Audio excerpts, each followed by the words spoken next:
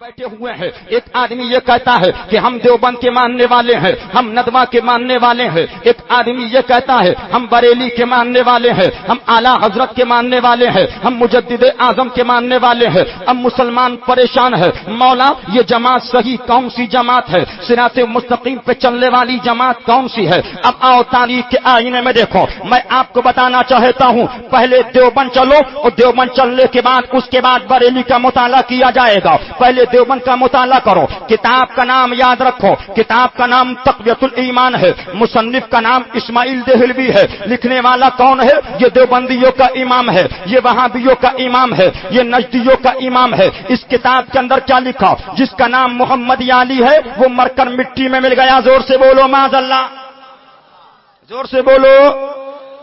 اور کتاب کا نام یاد کرو, کتاب کا نام کیا ہے؟ زور سے بولو, تقویۃ الایمان. مصنف کا نام اسماعیل دہلوی. ادھر آؤ پیارے ہنر آزمائے, تو تیر آزما ہم جگر آزمائے. بریلی کی بات بعد میں ہوگی, بریلی کی گفتگو بعد میں, بریلی کی کتاب بعد میں, بریلی کے حالات بعد میں. یاد کرو, لکھنے والوں لکھتے چلو, نوٹ کرنے والوں نوٹ کرتے چلو. ایک حوالہ غلط ثابت کرو گے 1,11,011 روپے نقد انعام دیا جائے گا. کتاب تقویۃ الایمان, مصنف کا نام اسماعیل دہلوی. اس نے اپنی کتاب کے اندر لکھا جس کا نام محمد علی, وہ مر کر مٹی میں مل گئے. تم کہو گے کتاب کہاں کی ہے؟ میں کہوں گا یہ دیوبندیوں کے امام کی کتاب ہے, یہ وہابیوں کے امام کی کتاب ہے کہ جس کا نام محمد علی ہے وہ مر کر مٹی میں مل گیا. مسلمان نے کہا چلو چلو اب بریلی چلیں. بریلی سے پوچھے تم کیا کہتے ہو؟ میں نے کہا نہیں, ابھی ہم بریلی نہیں جائیں گے, پہلے تو ان کے گھر کی بات کریں. اب ہم نے انہی کی ایک کتاب اور نکال لی, انہی کے مولوی کی ایک کتاب ہے. اب تم کہو گے اس کتاب کا نام کیا ہے؟ میں کہوں گا اس کتاب کا نام اشرف السوانح ہے. یہ خواجہ عزیز الحسن مذہوب کی لکھی ہوئی کتاب ہے. یہ کتاب کو دیکھتے چلو. یہ حکیم الامت مولوی اشرف علی تھانوی کی سوانح حیات ہے جو ان کے ادارہ تالیفات اشرفیہ تھانہ بھون ضلع مظفر نگر یو پی سے اس کتاب کو شائع کیا گیا ہے. ادھر آؤ پیارے ہنر آزمائے, تو تیر آزما ہم جگر آزمائے. وہ اور ہوں گے جو میدانوں میں کچھ اور بولتے ہیں, وہ اور ہوں گے جو گلیوں میں کچھ اور بولتے ہیں, وہ اور ہوں گے جو مکانوں میں کچھ اور بولتے ہیں. لیکن پاسبان مسلک رضا جو مکان میں بولتے ہیں وہی میدان میں بولتے ہیں, جو میدان میں بولتے ہیں وہی مکان میں بولتے ہیں. اب تم کہو گے اس کتاب میں کیا ہے؟ کتاب کا صفحہ نمبر ہے 12. زور سے بولو, کتاب کا صفحہ نمبر, جلد نمبر پہلی. تقویۃ الایمان کتاب وہابیوں کی کتاب ہے. اس کتاب میں انہوں نے لکھ دیا نبی مر کر مٹی میں مل گئے. زور سے بولو معاذ اللہ, زور سے بولو. یہ کتاب کس کی ہے؟ وہابیوں کی. اور یہ کتاب بھی انہی کے مولویوں کی کتاب. ادارہ تالیفات اشرفیہ تھانہ بھون دیوبند سے شائع کیا گیا. ایک حوالہ غلط ثابت کرو, 1,11,011 روپے بارگاہ غوثیت کی نسبت سے لے کے چلے جاؤ. لیکن سنو, یہ پیسہ دیوبندیوں کی جھولی میں نہ جائے گا بلکہ حسینیوں کا پیسہ تو اجمیر کی بارگاہ میں خرچ ہوگا, صابر کے چرنوں میں خرچ ہوگا, میلاد النبی میں خرچ ہوگا, غوث کی 11ویں میں خرچ ہوگا. اب دیکھو اس کتاب کا صفحہ نمبر 12 ہے. نبی تو مر کر مٹی میں مل گئے, مولوی اشرف علی کے پردادا. اتفاق کی بات, یہ بارات میں تشریف لے جا رہے تھے. کہاں جا رہے تھے؟ زور سے بولو. بارات پر ڈاکوؤں نے حملہ کر دیا. کہتے ہیں کہ ڈاکوؤں نے بارات پر حملہ کیا. ان کے پاس کمان تھی اور تیر تھے. انہوں نے ڈاکوؤں پر دلیرانہ تیر برسانا شروع کیے. چونکہ ڈاکوؤں کی تعداد کم تھی, اس کثیر تھی, ادھر بے سر و سامانی تھی. مقابلے کے اندر شہید ہو گئے. کیا ہو گئے؟ زور سے بولو. کتاب کس کی ہے؟ دیوبندیوں کی کتاب ہے, بریلی کی کتاب نہیں ہے. سوال انہی سے کرو. شہید ہو گئے. شہادت کے بعد ایک عجیب واقعہ ہوا. شب کے وقت اپنے گھر مثل زندہ کے تشریف لائے. ابھی سوال کیا ہوتا ہے، ہم اجمیر جاتے ہیں، اجمیر کیوں جاتے ہو؟ ہم اجمیر میں جاتے ہیں، اجمیر اپنی بیوی کو کیوں لے جاتے ہو؟ تو یہ جواب دیتے ہیں کہ بھائی سنو، ہم اجمیر اس لیے جاتے ہیں کہ لڑکا نہیں لڑکا ہو جائے، کاروبار صحیح نہیں تو کاروبار ہو جائے۔ تو دیوبندی کیا کہتا ہے؟ کیا خواجہ کی قبر کے اندر بینک ہے جو پیسہ مل جائے گا؟ خواجہ کی قبر کے اندر اسپتال ہے کہ لڑکا مل جائے گا؟ بولو، بولتے کہ نہیں بولتے؟ اب یہ دیکھیے کتاب ہے، اس کتاب میں انہوں نے کیا لکھا؟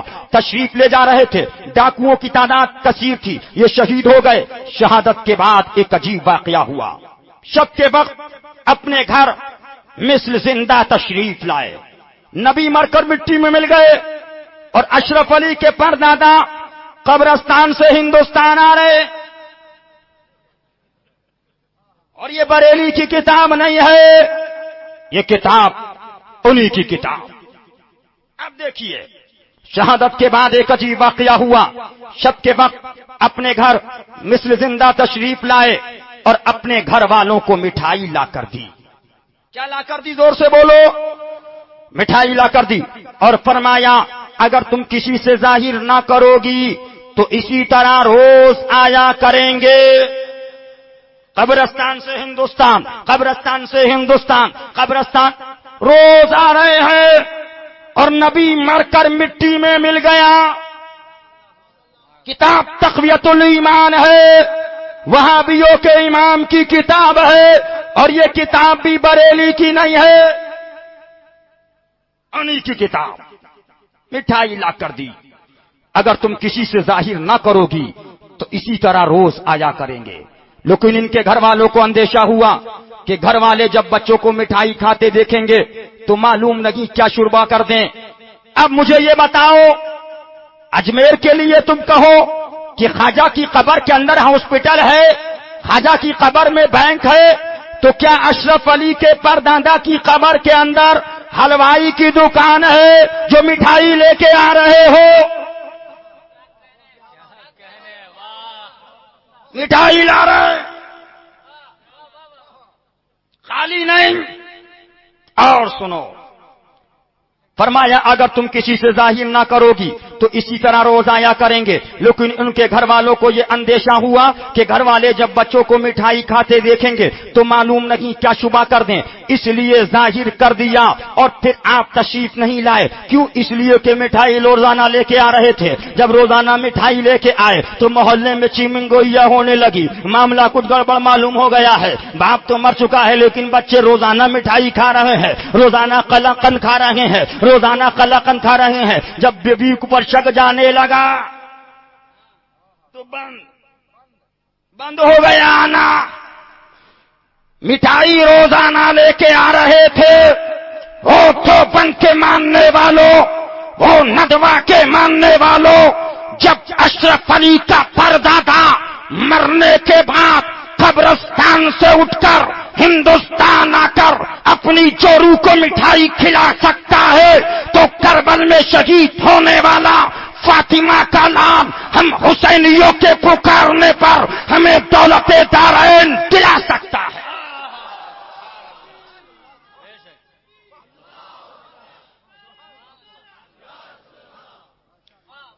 تم کو تمہارا ماننا مبارک، تم نے اپنے فرید کو مانا، ہم نے بابا فرید الدین گنجے شکر کو مانا۔ کہو سبحان اللہ۔ اب آؤ، یہ تو بات ہو گئی ان کی، لیکن اب تم یہ کہو گے کہ تقویت الایمان یہ کہہ رہی ہے نبی مر کر مٹی میں مل گئے، لیکن یہ بتاؤ بریلی کا فیصلہ کیا ہے، بریلی کے امام کی بات کیا ہے؟ میں نے کہا بریلی نہیں بلکہ نکلو بریلی سے نکلتے ہیں، مارا راؤ بلگے رام ہوتے ہوئے، کالپی کی وادی میں ہوتے ہوئے، اجمیر کی وادی میں ہوتے ہوئے، صابر کی بارگاہ میں ہوتے ہوئے، داتا کے دربار سے ہوتے ہوئے، غوث کے چرنوں سے ہوتے ہوئے، حسین کے کربل کی وادیوں سے نکلتے ہوئے اب رسول اللہ کی بارگاہ میں پہنچ جاؤ۔ رسول سے سوال کیا ہم نے، یا رسول اللہ، ہم نے رسول اللہ کو بارگاہ رسالت کے اندر اپنی دل کی صداؤں سے یاد کیا، اے رسول تم بتاؤ انبیاء کرام کی زندگی کے بارے کے اندر کہ وہ زندہ ہے کہ مردہ ہے؟ مصطفیٰ نے فرما دیا، مصطفیٰ کے کرم نے ساتھ دیا، حدیث مصطفیٰ سامنے آ گئی، ایک نئی کئی حدیث مصطفیٰ ہے، لیکن ایک حدیث سنتے چلو، الانبیاء احیاء فی قبورہم، مصطفیٰ فرما رہے ہیں انبیاء اپنی قبروں کے اندر زندہ ہے، اور جو عقیدہ مصطفیٰ ہے